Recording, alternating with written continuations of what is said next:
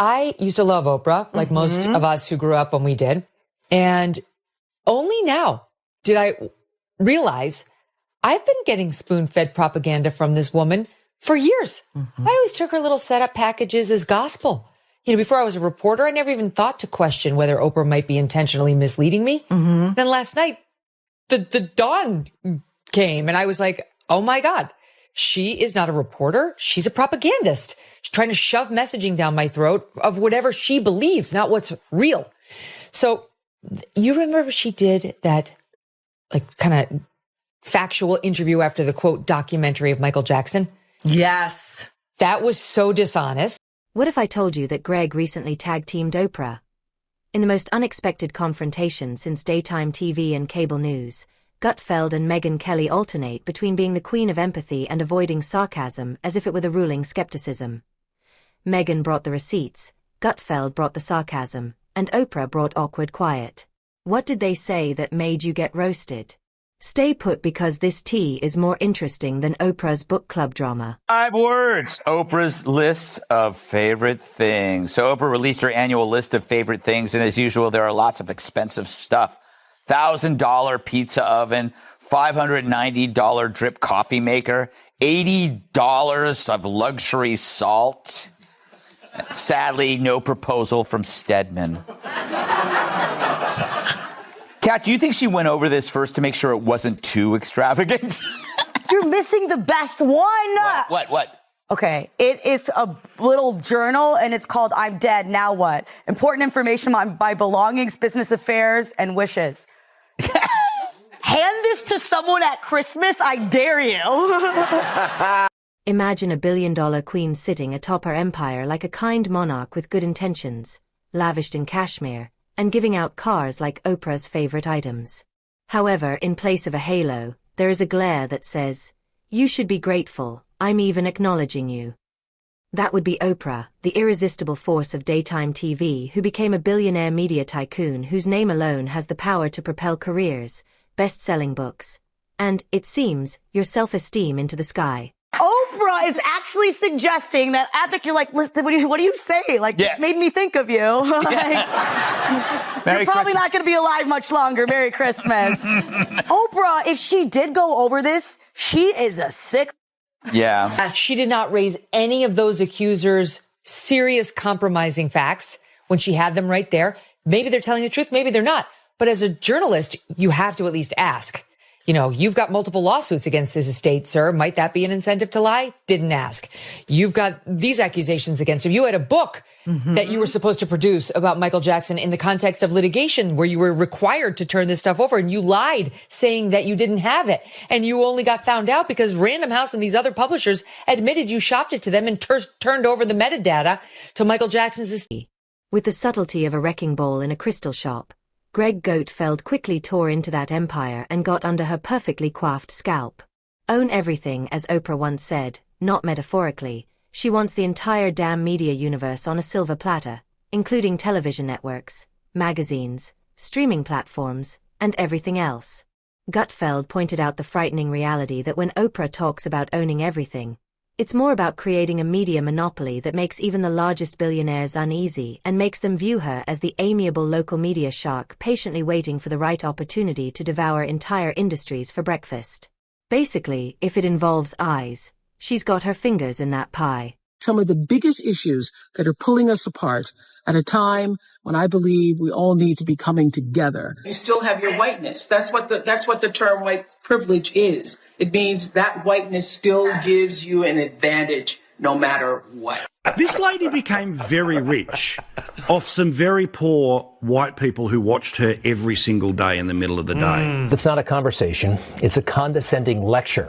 You still have your whiteness, which is what the main problems are tearing us apart at a time when I think we should all be coming together. White privilege is the idea that being white still provides you an advantage in any situation. This woman made a lot of money off of some extremely poor white people who watched her every day. In the middle of the day, it's a condescending lecture rather than a conversation. Never one to be outdone, Megyn Kelly hammered home the point that Oprah is the ultimate cultural manipulator, telling you what to read, what to believe, and even how to feel, all in that comforting, kind voice that makes being dissident seem like a sin. Megyn didn't state it directly, but it was obvious what she meant.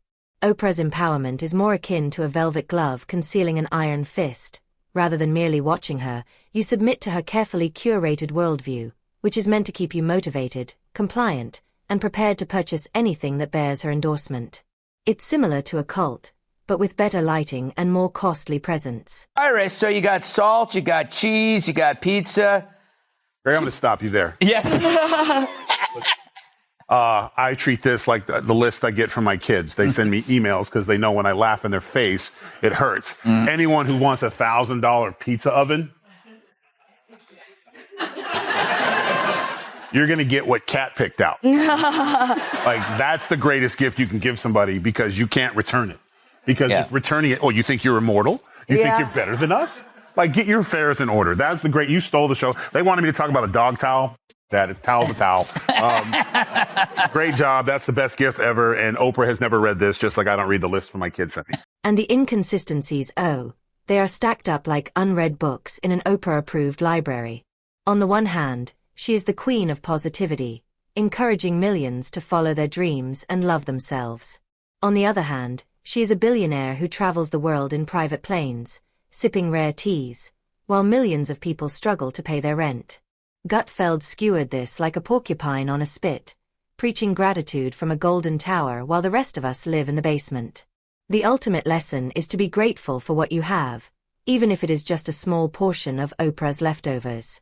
The only time she laughed last night, because you're so right about her team, like, controlling this cackling, was when she talked about the idea that she might shoot a home invader with her handgun. We have and that. And she laughed. We have that one. Watch. When you said you have guns. No, at the debate. I'm a gun owner. Tim Walz is a gun. I did not know that.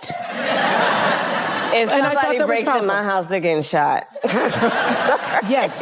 I hear that. Probably should not have said that. But my staff will deal with that later. She's not funny.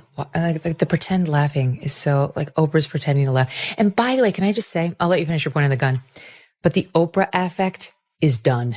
It's so. The Wellness Kingdom comes next.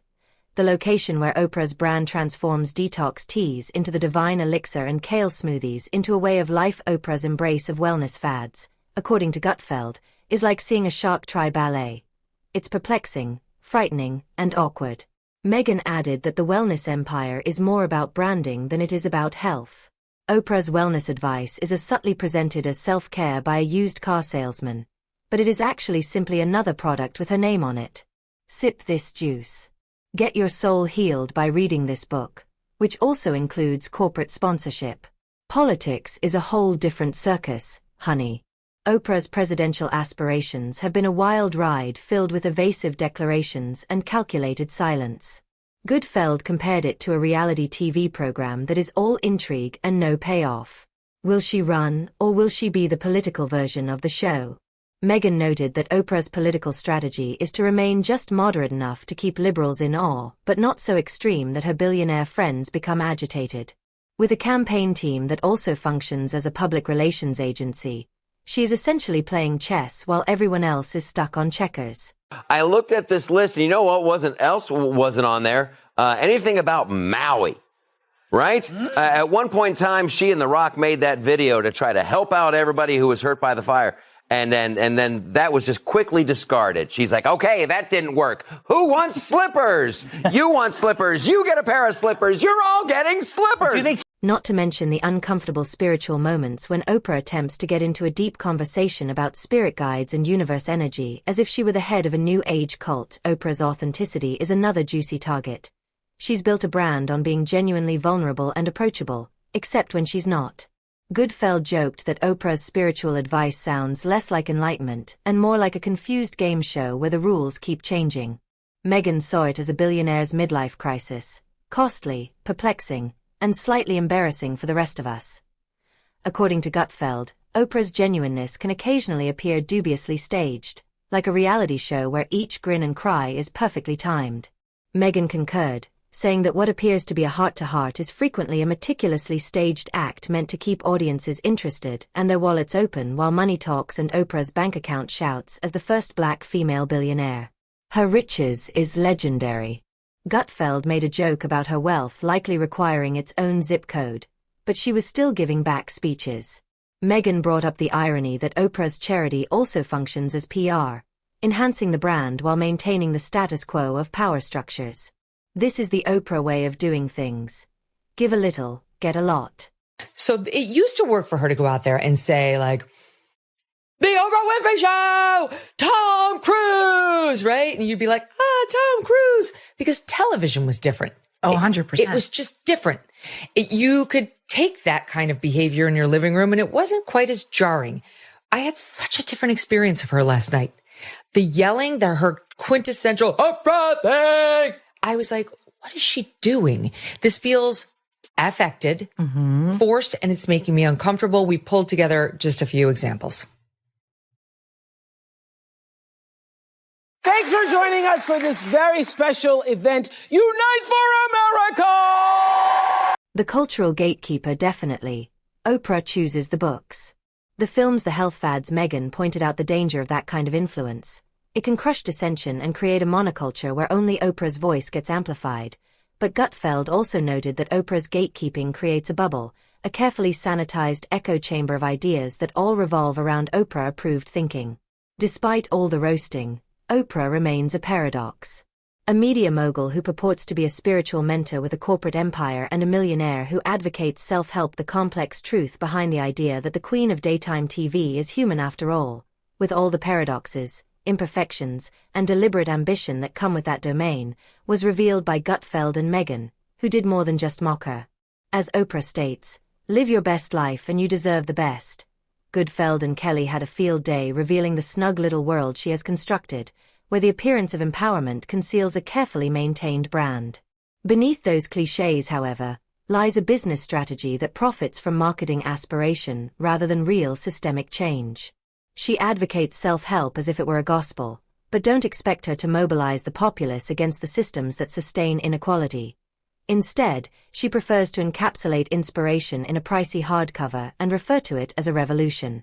Yes. Right, which appears to be what Oprah's doing for Maui. It seems like she and The Rock just did that one video, and really, the people of Maui, they got screwed. I anticipate a letter to the show saying, The Rock donated $20 trillion to the fund, and then you're going to have to apologize. Oh, I will say I'm sorry immediately. It's like this thing in Maui happened, and then still talking about Maui. am, because everyone just quickly moved on. No, that's a good point, too. That is a good point. It is a story that kind of just faded. So basically what you're hoping is at least you would have left them a pizza oven. Yeah. Right? Ashley. What about the actual media empire?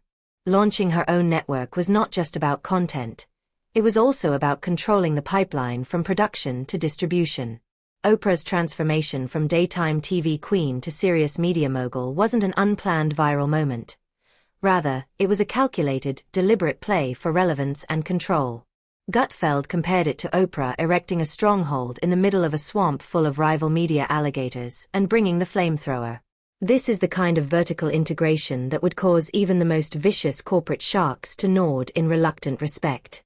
Megyn Kelly's criticism focused on the content itself, which was carefully chosen, polished, and planned to steer clear of any controversy that might annoy sponsors or Oprah's influential friends.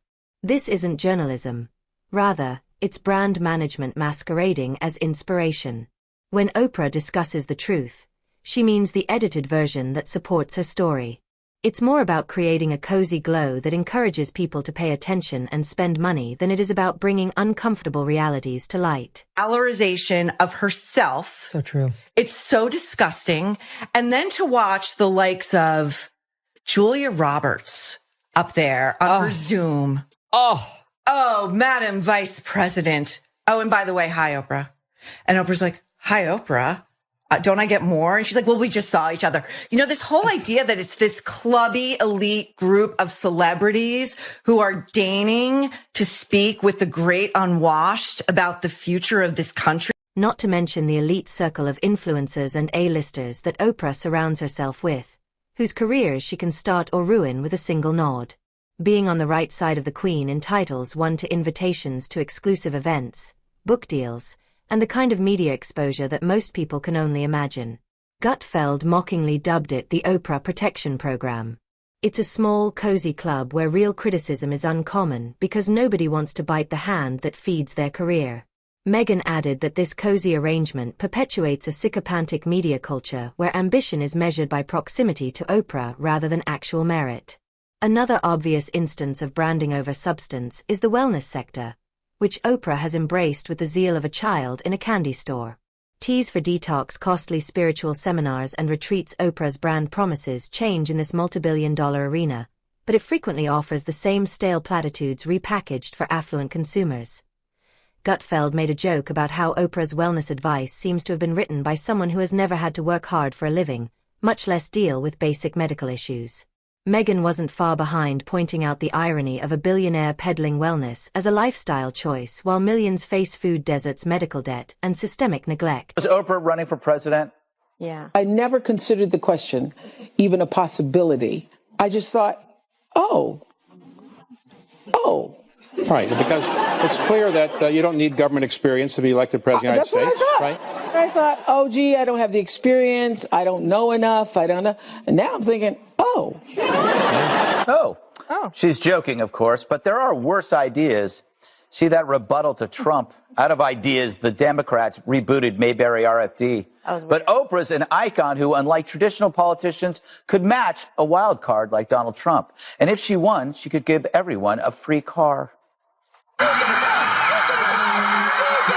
Political aspirations, that's where things get very juicy. Oprah's flirtation with presidential runs has been the political equivalent of a soap opera cliffhanger, hyped, prolonged, and ultimately inconclusive. Gutfeld suggested that Oprah's brand thrives on ambiguity and her political maneuvers are less about policy and more about maintaining her image as a benevolent unifying figure. Megyn highlighted how Oprah's political stance is a masterclass in ambiguity, progressive enough to keep the left swooning but vague enough to keep her billionaire buddies comfortable. It's the ultimate balancing act of power, perception, and profit. Then there's the spiritual side, the universe energy, the soul-searching, the crystal-clear aura of enlightenment that Oprah broadcasts from her multi-million-dollar mansion. Gutfeld quipped that Oprah's spiritual journey looks less like a quest for meaning and more like a PR campaign dressed in yoga pants and scented candles. Megyn agreed, noting that while spirituality is personal, Oprah's version comes with a hefty price tag and a very public platform that sometimes feels performative rather than authentic. Let's talk authenticity, the cornerstone of Oprah's brand and the soft underbelly for anyone daring enough to poke. She's mastered the art of vulnerability, well-scripted vulnerability that is Gutfeld likened it to reality TV, where every tear is timed for maximum emotional impact and every revelation carefully crafted to boost viewer engagement. Megyn chipped in that this authenticity is a commodity sold and resold like the latest must-have product, with Oprah as the ultimate brand ambassador of herself. Do you want to be right or do you want peace? Yeah, that was another huge lesson for me. Do you want to be right or do you want to have peace? And I didn't realize in all those years when I know I'm right. I know I'm right. I am right. I even had a T-shirt that says, I know I'm right. That's an egoic move. Her philanthropy's impressive. On paper, millions donated to education, scholarships, and disaster relief, but Gutfeld pointed out the fine print. Oprah's giving is often strategically deployed to enhance her public image and influence, rather than to disrupt the systems that generate wealth inequality. Megyn added that philanthropy, while noble, shouldn't be a substitute for meaningful structural change, and Oprah's empire thrives on maintaining the status quo that keeps billionaires like her at the top. Then there's the cultural influence. Oprah is arguably the most influential cultural tastemaker of the last 3 decades, from launching careers to shaping national discourse. Her effect is undeniable. However, Gutfeld observed the danger in such concentrated power. When one person controls so much cultural output, diversity of opinion suffers. Megyn pointed out that Oprah's empire, while vast, can sometimes create an echo chamber where only certain voices are heard, limiting the marketplace of ideas and innovation. Yet despite all the critiques, Oprah's allure is magnetic. She's a cultural phenomenon, a symbol of success, and a beacon of hope for many. Gutfeld and Megyn weren't denying her impact, they were simply exposing the machinery behind the magic, the calculated moves, the contradictions, and the polished veneer that masks the hard reality of building and maintaining an empire. In the end, the roast wasn't just about tearing Oprah down, it was about pulling back the curtain on a media mogul whose Influence is as vast as it is complex. The billionaire who built a kingdom on empathy, empowerment, and personal transformation is also a shrewd businesswoman navigating the delicate dance of power, profit, and perception. So next time you see Oprah handing out cars or championing a new book, remember behind that dazzling smile is a mastermind of media and marketing orchestrating an empire that's as much about control as it is about inspiration. And Greg Gutfeld and Megyn Kelly.